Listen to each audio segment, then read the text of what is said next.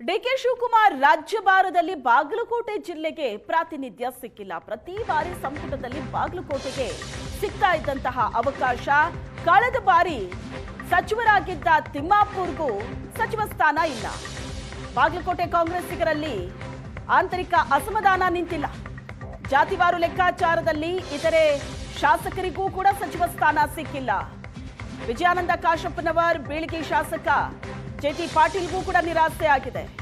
ಬಾಗಲಕೋಟೆಯ ಕಾಂಗ್ರೆಸ್ ಮುಖಂಡರು ಕಾರ್ಯಕರ್ತರಲ್ಲಿ ಅಸಮಾಧಾನ ಇದೆ.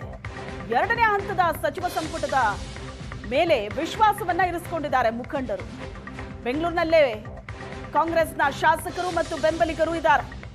ಎರಡನೇ ಹಂತದ ಸಚಿವ ಸಂಪುಟ ಅದರಲ್ಲಾದ್ರೂ ನಮಗೆ ಸ್ಥಾನ ಸಿಗುತ್ತೆ ಅನ್ನೋ ನಿರೀಕ್ಷೆಯನ್ನ ಇಟ್ಕೊಂಡಿದ್ದಾರೆ. ಬಾಗಲಕೋಟೆ ಶಾಸಕರಿಗೆ ಪ್ರಾತಿನಿಧ್ಯವನ್ನ ಕೊಟ್ಟಿಲ್ಲ ಅನ್ನೋ ಅಸಮಾಧಾನ ಈಗ ಶುರುವಾಗಿದೆ. ಪ್ರತಿ ಬಾರಿ ಸಂಪುಟದಲ್ಲಿ ಬಾಗಲಕೋಟೆಗೂ ಸ್ಥಾನ ಸಿಗ್ತಾ ಇತ್ತು, ಆದರೆ ಈ ಬಾರಿ ಕಡೆಗಣಿಸಲಾಗಿದೆ. ಇದು ಅಸಮಾಧಾನಕ್ಕೆ ಕಾರಣ ಆಗಿದೆ. ಬಾಗಲಕೋಟೆ ಜಿಲ್ಲೆಯಿಂದ ಅರವಿಂದ್ ತಿಮ್ಮಾಪುರ್ ಸಾಹೇಬರಿಗೆ ನಿನ್ನೆ ನಡೆದಂಥ ಸಮಾರಂಭದಲ್ಲಿ ಸಚಿವ ಸ್ಥಾನ ಕೊಡ್ತಾರ ಅಂತೇಳಿ ನಾವು ಭಾಳ ಭರವಸೆ ಇಟ್ಕೊಂಡಿದ್ವಿ. ಈಗ 14 ಜನಕ್ಕೆ ಇದು ಪ್ರಮಾಣ ವಚನ ಮಾಡಿದ್ದಾರೆ.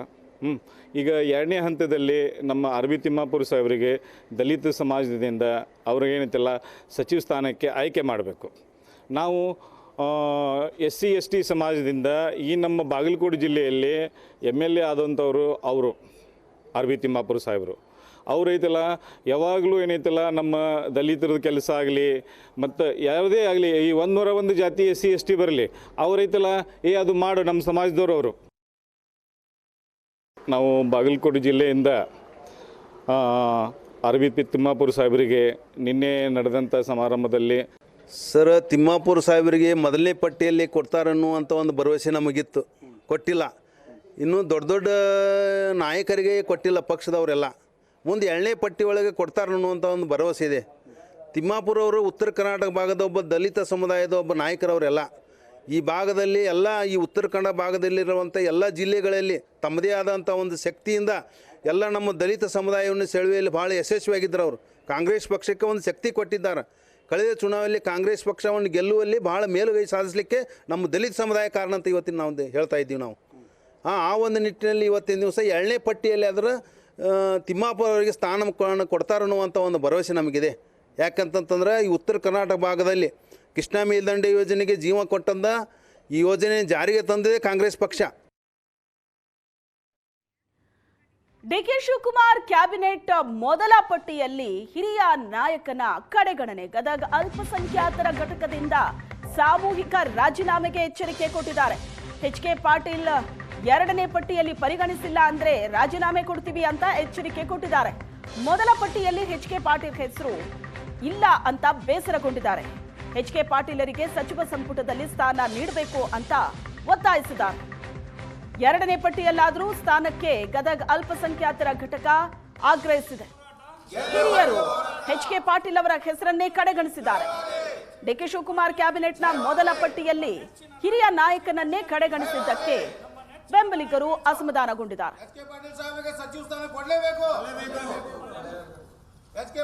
ಉತ್ತರ ಕರ್ನಾಟಕದ ಹಿರಿಯ ಕಾಂಗ್ರೆಸ್ ನಾಯಕರು 6 ಬಾರಿ ಸಚಿವರಾದಂಥವರು HK ಪಾಟೀಲ್ರನ್ನ ಈ ಬಾರಿಯ ಸಚಿವ ಸಂಪುಟದಲ್ಲಿ ಪರಿಗಣಿಸಿಲ್ಲ, ಅದರಲ್ಲೂ ಮೊದಲನೇ ಪಟ್ಟಿಯಲ್ಲಿ ಪರಿಗಣಿಸಿಲ್ಲ ಅನ್ನೋದು ಅವರ ಅಭಿಮಾನಿಗಳ ಆಕ್ರೋಶಕ್ಕೆ ಕಾರಣ ಆಗಿದೆ. ಎರಡನೇ ಪಟ್ಟಿಯಲ್ಲಿ ಅವರ ಹೆಸರು ಕಾಣದೇ ಹೋದರೆ ಸಾಮೂಹಿಕ ರಾಜೀನಾಮೆಗೆ ಸಿದ್ಧ ಅನ್ನೋ ಸಂದೇಶವನ್ನು ನೀಡಲಿಕ್ಕೆ ಅವರ ಅಭಿಮಾನಿಗಳ ಮುಂದಾಗಿರ್ತಕ್ಕಂಥದ್ದು. ಅಲ್ಪಸಂಖ್ಯಾತರ ಘಟಕದ ಕಾರ್ಯದರ್ಶಿಗಳು ಕೂಡ ನಮ್ಮ ಜೊತೆಗಿದ್ದಾರೆ. ಅವ್ರನ್ನ ಮಾತನಾಡಿಸ್ತಾ ಹೋಗ್ತಾನೆ. ಸರ್ ಏನು ಸರ್, ಯಾಕೆ ಮೊದಲನೇ ಲಿಸ್ಟ್ನಾಗ ಬರ್ಬೋದು ನಿರೀಕ್ಷೆ ಇತ್ತು, ಬಂದಿಲ್ಲ, ಏನು ನಿಮ್ಮ ಮುಂದಿನ ನಡೆ ಏನು? ಸರ್, ಮೊಟ್ಟ ಮೊದಲು 25ನೇ ಮುಖ್ಯಮಂತ್ರಿಯಾಗಿ ಪ್ರಮಾಣ ವಚನ ಸ್ವೀಕರಿಸಿದ ಡಿಕೆ ಶಿವಕುಮಾರ್ ಅವ್ರಿಗೆ ಹಾರ್ದಿಕ ಶುಭಾಶಯಗಳು ಹೇಳ್ತೀನಿ ಸರ್. ಆದರೆ ಒಂದು ಬಹಳ ದೊಡ್ಡ ಪ್ರಮಾಣದ ಬೇಸರ ನಮಗಾಗೈತೆ ಸರ್. ಯಾಕಂದ್ರೆ ನಮ್ಮ ಹಿರಿಯ ನಾಯಕರು ಯಾರು 6 ಬಾರಿ ಒಂದು ಕ್ಯಾಬಿನೆಟ್ ಸಚಿವರಾದರು, ಅದ್ರ ಜೊತೆಗೆ ಪ್ರಾಮಾಣಿಕ ಮತ್ತು ದಕ್ಷ ಅವ್ರ ಗತೆ ಯಾರೂ ಕಾನ್ಸ್ಟಿಟ್ಯೂನ್ಸಿ ಒಳಗೆ ವರ್ಕ್ ಮಾಡೋಕ್ಕಾಗಂಗಿಲ್ಲ ಈ ನಾರ್ತ್ ಕರ್ನಾಟಕ ಒಳಗೆ. ಅಂಥ ಒಂದು ಲೀಡರ್ ಶ್ರೀ HK ಪಾಟೀಲ್ರನ್ನ ಒಂದನೇ ಕ್ಯಾಬಿನೆಟ್ ಲಿಸ್ಟ್ ಒಳಗೆ ಪರಿಗಣಿಸಿಲ್ಲ ಸರ್. ಅದಕ್ಕೆ ನಮ್ಗೆ ಭಾಳ ಬೇಸರ ಆಗೈತಿ. ಅದಕ್ಕೆ ನಾವು ನಮ್ಮ ಸಾಹೇಬ್ರು ನಮ್ಗೆ ಭಾಳ ನಿರ್ದೇಶನ ಕೊಟ್ಟಾರೆ, ತಾವು ಯಾವ ಪ್ರೊಟೆಸ್ಟ್ ಮಾಡಬಾರ್ದು, ತಾವು ಯಾವ ಸ್ಟೇಟ್ಮೆಂಟ್ಸ್ ಕೊಡಬಾರ್ದು ಅಂತೇಳಿ.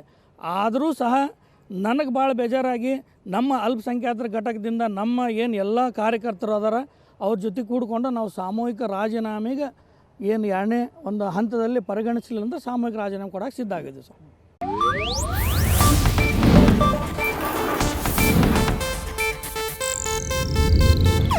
ಇದು ಏಷ್ಯಾನೆಟ್ ನ್ಯೂಸ್ ನೆಟ್ವರ್ಕ್ ಪ್ರಸ್ತುತಿ.